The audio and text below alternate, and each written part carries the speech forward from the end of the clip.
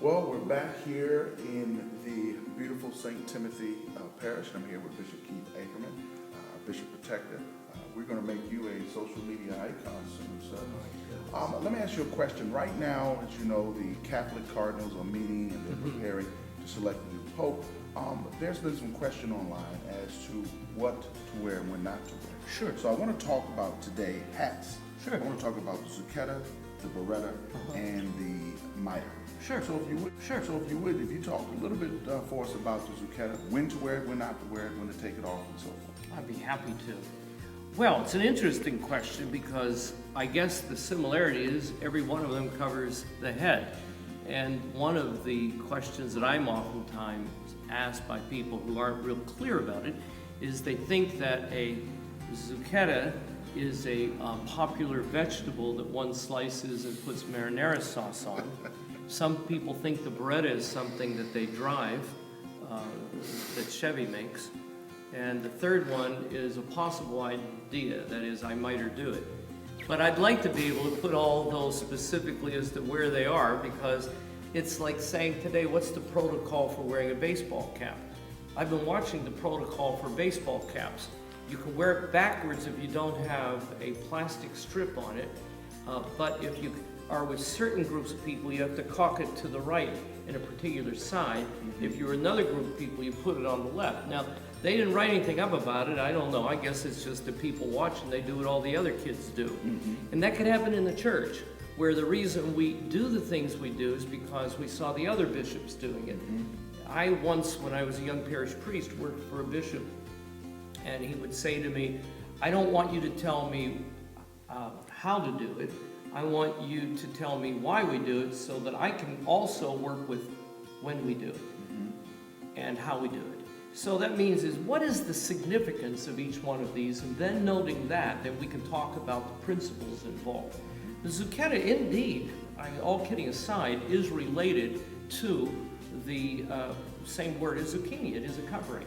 And the word zucchini and zucchetta give that idea in the Italian of the covering. There is one perspective that says that this is derived from the head covering that is worn by the Jews, which in Hebrew is called kippah, or in Yiddish called yarmulke. And it was, in fact, used oftentimes by the Jews. To this very day, it's still worn by most male Jews for a reason. That is, originally, all slaves had to cover their heads.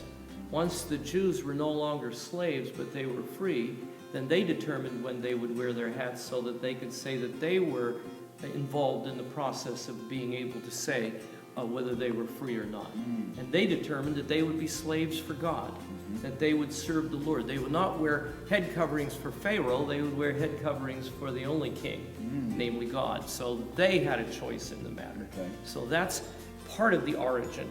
The other part of the origin is that when priests would make, or monks would make their vows, part of their vow making, taking the threefold vows of poverty, chastity, obedience, would also include being able to cut a portion of the hair out. Now, the Celtic usage was across, and the usual Western usage was in the back. Some have asked what that tonsuring, as it's called, is significant of, and some would say because some of the saints, including St. Francis et al., had male pattern baldness. And therefore, in following along the road of those saints before, they were trying to emulate them or look as much like them as they did. The other explanation is that since hair is oftentimes a source of pride for some people, obviously I don't have much pride, but I don't either. is the whole dilemma of saying that if hair is part of the pride, then get rid of much of it as you can so that it doesn't become a source of pride by fishing for compliments, like, you know, how nice your hair looks. Oh, thanks. I was hoping you'd finally notice. Right. So getting rid of as much, it's like why we wear black.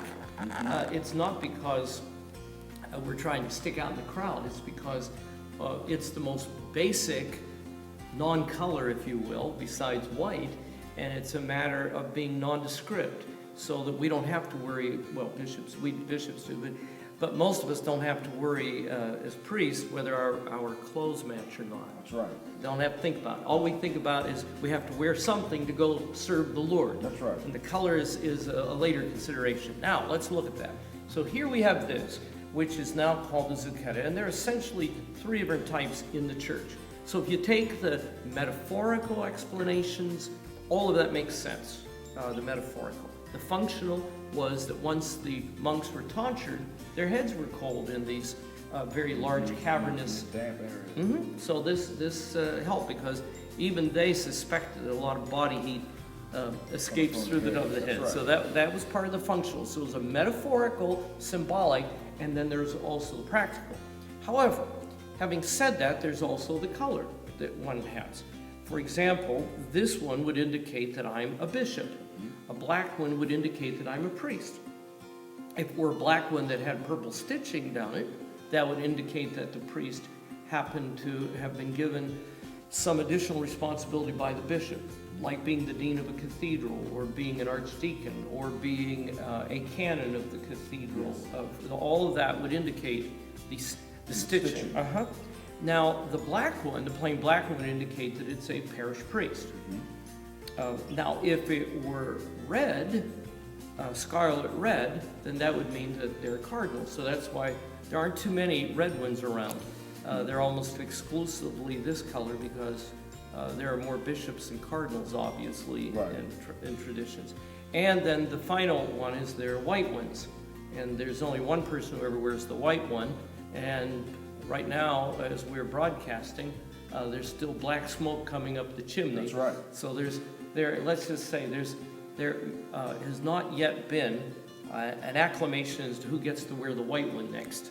So I'll put mine back on because you see I need a little. Yeah, thank you. Well, I'm holding on. That's right. You're looking good. Yeah. I'm trying to. Yeah. Well, I'll tell you what. There's not much of you receding here, Okay. so we're all right. Now we get to the Biretta. The Biretta. Now, Go ahead. real quick. Now with the Zucchetto, what is it worn with? Should it ever be worn in like this, like No. in civic attire? No. It should never be worn No. with a suit in any capacity. It should always be worn with the cassock. Only this kind. That's right. And these are match set. So when I wear this, I wear this. Correct. And the only time I ever take this off when I'm vested is that during the Eucharistic prayer, we can never have our head covered when the Blessed Sacrament is on the altar. That's correct. So that would mean that once I say, "The Lord be with you," lift up your hearts, it's off. Correct. And it doesn't come back on until we've consumed the body and blood of Christ. Then we are able to put it back on. Correct. Now, but there is something similar to this, which is not technically a Zucchetto, which comes down further to the top of the ears like that. Cap. It's a little bit like an Anglican cap, and that's what many bishops wore on the streets as they were, in fact, in their outside attire. But this is what we would call the usual inside, and I'd like our audience to kind of see what I mean by the inside. I'm wearing something called a choir cassock. This is the Zucchetto that goes with the choir cassock, as compared, however, with something called the house cassock. House cassock, as I think I've mentioned before, is the black one with the purple piping. I would still wear this. So this gets worn with this, and it gets worn with the house cassock, but it would not be worn outside unless one were wearing the cassock. If one would use something like the caps that are used, they were actually quite popular in Oxford. It would be, and it would be down to here and circular, not unlike this. So that would be the explanation of the Zucchetto. So all you watching, never ever wear your Zucchetto when you are dressed in civic attire. Now, is a cassock considered civic? Yes, as a matter of fact, a cassock would be, but not this kind of cassock. This cassock is only worn for the sacraments. So which cassock is considered civic?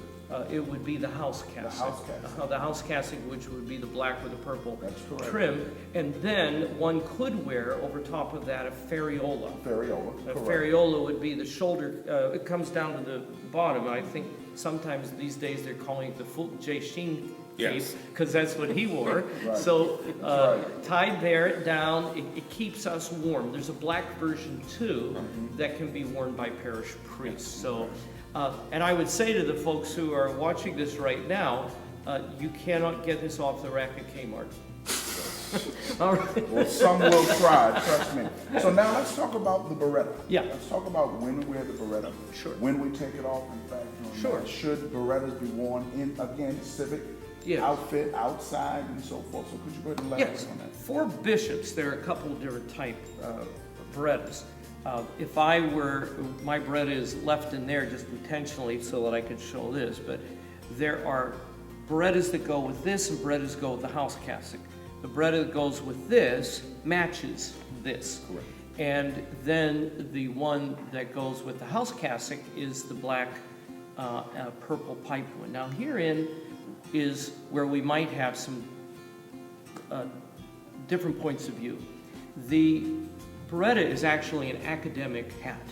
In fact, what happened is, in the north, because it was a little warmer, colder climate, they put earlugs on some of them, and then they brought them down further. They flattened out the top of it, and then they took the pom-pom and made it into a tassel. So if any of you have graduated from high school or college and you wore a flat academic hat, you were just wearing a Biretta that was stylized for the northern climate. That's exactly what it is. The reason they had to change is because only clergy were allowed to wear the Biretta, and the clergy were receiving their degrees in institutions where Birettas would be. There were other things called bladeless Birettas, which were worn in some seminaries like Zucchetto House not that many years ago. And then the division in some thinking is this. There are those who say that once a bishop has a doctor's degree, or a priest, once a doctor's degree is received, that they can add a fourth blade to their Biretta. Correct. And again, that's debated. In the Roman Catholic Church, all of their bishops and cardinals and priests would wear three-bladed Birettas. They did not typically add the fourth blade. Anglicanism, in most instances, would add the fourth blade whenever a doctor's degree is bestowed. So I have both versions just depending upon where I am. You go. That's right. But keeping in mind, it's an academic hat, and therefore it can be worn in several settings. One, it can be worn with this inside or outside. And we've indicated that the Zucchetto is removed during the Eucharistic prayer or whenever the Blessed Sacrament is on the altar. The Biretta is, while certainly functional in as much as it keeps the head warm, is not to be worn at a number of places during a Mass. For example, anytime the name of Jesus is mentioned, it must be removed as the head is bowed. And then during, which is problematic, I'm told that I really tax everybody who wears Birettas when I preach because of the fact that I talk about Jesus a lot. Yeah, And so, like the monkey with the right, hat. and so third time then off, and then we hold through. Now, having said that, there are other times. For example, when we enter, we would remove our Biretta as we reverence the Blessed Sacrament. We would assume it during readings and hearings of things.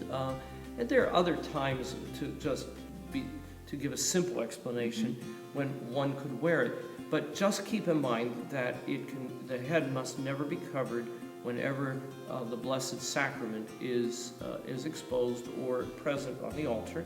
And similarly, when one is reading, they would not be typically wearing the Biretta. The Biretta is taken off. There's an excellent book called Ritual Notes that I would refer you to if you want to see just a little bit more. And then I've done a video on such a thing, and I've written a book on the subject. And we're going to actually tell people about the website that you have where they can get a lot of this great information. Yeah. I didn't want them to think I was hoarding. You, Father Will, and I get this rich information, and we want to start sharing Well, that's great. with you. So now, the Biretta. Yeah.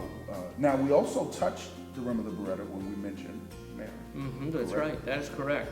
The only time we ever take it off is on a Mary Day. Yes, another one. And I'll let you figure out what a Mary Day is. For those who don't know, Bishop Ackerman used to be a comedian as well when he was a young priest. and a radio disc jockey that folk didn't believe he was really a priest. Yeah, well, you know what? Yeah, I'll do anything to balance the budget, I guess. I'm a beggar for Jesus. Okay. So we have that in reference to the Biretta. And again, the Biretta would go over top of the Zucchetto. That's correct.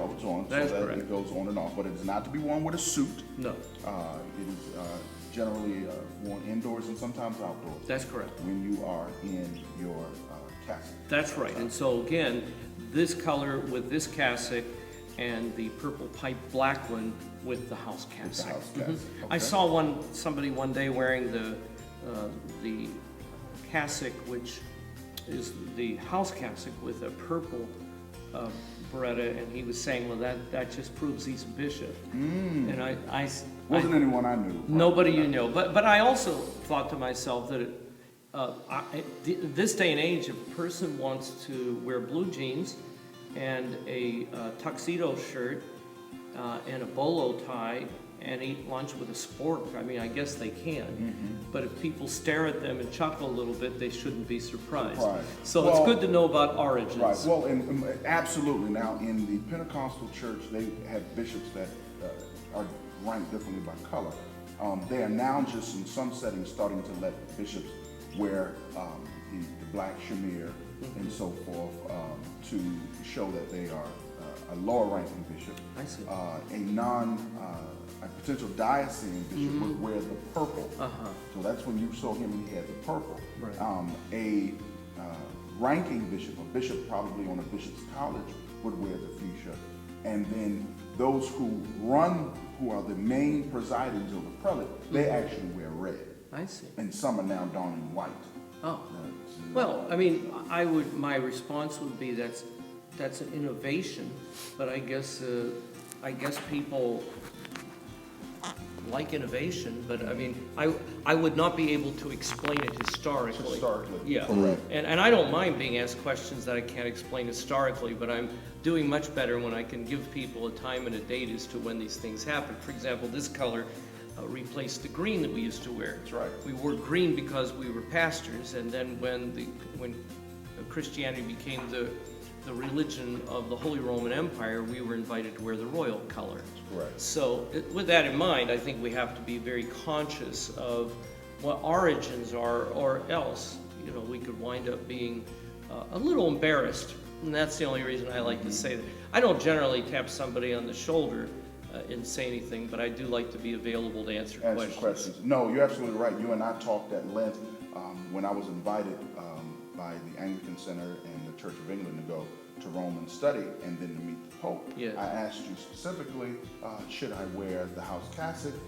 And your comment was, no, wear the fuchsia, which represents, when seen as an Anglican, and because of Vatican II, they would be positioning me at a certain place. So it would have been odd to be sitting in the section that was reserved for the Anglican priests when they come to meet the Pope. And so that was good, because I caught a lot of flack from a lot of clergy that I know that wondered why I did not wear the house cassock when I went. So now let's talk quickly and briefly about the mitre.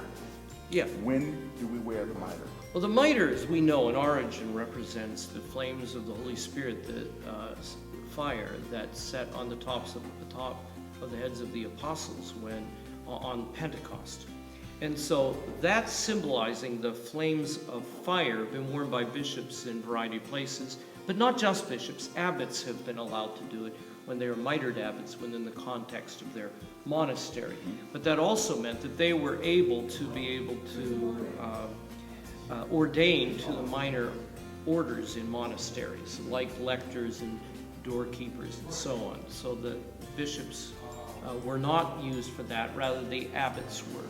Now, when it comes to the lappets in the back, those are the things that oftentimes are not remembered, because we oftentimes now see the dilemma of the ceremony not being done. Whenever a bishop is consecrated, a very large Bible is supposed to be placed on his head, and with a Bible marker out of the Old Testament and a Bible marker out of the New Testament. Then what would happen is, at the consecration, after the Bible had been placed on the heads of the bishops being consecrated, the Bible markers were then taken out. They were then sewn onto the back of the mitre, and therefore the bishop was reminded of, and everybody knew, that those were the Bible markers from the Old and New Testament, indicating that the bishop is supposed to be a defender of the faith, a proclaimer of the faith, and that he does in fact believe all things in the Old and New Testament which are essential for salvation. Correct. And so that being the case, those lappets are probably some of the more important parts of the mitre itself. There have been 3 or 4 different heights of mitres over the years, and then that says nothing. In other words, there's no such thing as ranking by the size or shape of a mitre. Okay. All bishops wear the same kind of mitre, no matter whether they're an archbishop or whatever type bishop they may be. Now, having said that, there are at least 3 specific types of mitres. There is the plain white mitre, Correct. which is to be worn for penitential seasons and requiems.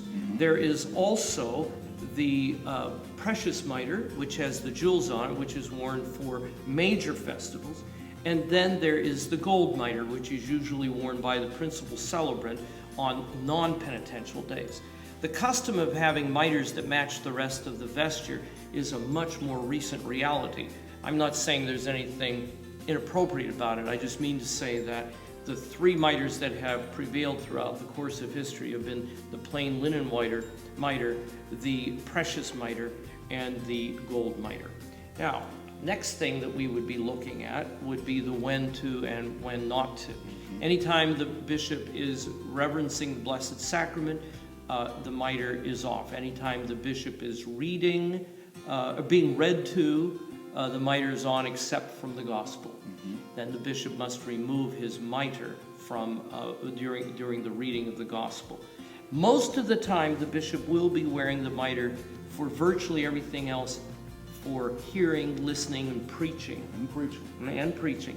So that everybody will remember that he's preaching under the power of the Pentecost. And he's preaching, now that we know what the lappets are, That's right. to indicate the Old and New Testament. So it's a package deal.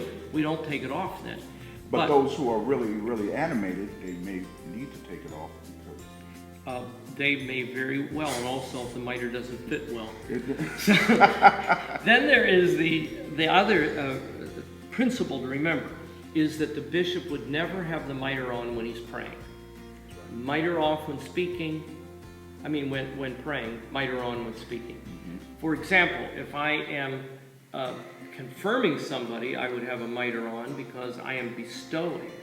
But when I'm doing the prayers before and after the confirmation, the mitre is off. Correct. Likewise, when I'm standing at the altar to pray, the mitre is off. And for the most part, that's the reason why we have chaplains to help us with such things, because it's a little bit tricky for the bishop. That's right. To have his crozier, his mitre, his ring, and then if you do like I do for the special feast days, wear the matching gauntlets. That's right. It's a little bit like that, and I look a little bit like I'm doing inventory in Walmart, and so I would just recommend that this would, having people who could do that so that the attention is not on the things. And that's why it's so important to have a presbytery staff Yes. that is trained in Correct. everything surrounding the altar. That's right. You know, your altar guild is extremely trained. Sometimes even as a bishop, we just are flowing through the motion, and they have to be ready to move, and Well, they do. grab our crozier at a certain time. Absolutely. And in fact, even when holding the crozier, they shouldn't actually touch it with their bare Correct. hands. Correct. They should not be, because that's the reason we have vimpas. The vimpa usually has the bishop's seal on it or the seal of the diocese on it. And it's like a humeral veil. And there's supposed to be 2, one for the mitre and one for the crozier. Correct. With 2 chaplains. The bishop should always have 2 deacon chaplains. That's the tradition. But it just isn't always functional in places. So keeping that in mind, let me just summarize a couple of things I've said. Not one of the items I mentioned is significant in and of itself. It gains its significance from the power of Christ himself, who bestows this on us. We should be using these things in such unself-conscious ways that it does not call attention to the person, but it rather makes it clear that what we wear is because we are before the King of Kings. And it's just like the wedding gown, the marriage gown that was mentioned in the New Testament. They did not wear appropriately what they knew they were supposed to wear. It wasn't an unfair statement, it's just that everybody had to be ready. We need to be ready to go into the altar of God. We're going into the Holy of Holies. We take off our feet, as it were, in the presence, shoes off and with bare feet in the presence of our Lord. And so all of these are ways of reminding us. There's another element here too. At this very moment, you don't know whether I'm a wealthy bishop or not. And the reason for that is I'm dressed like a wealthy and a poor bishop.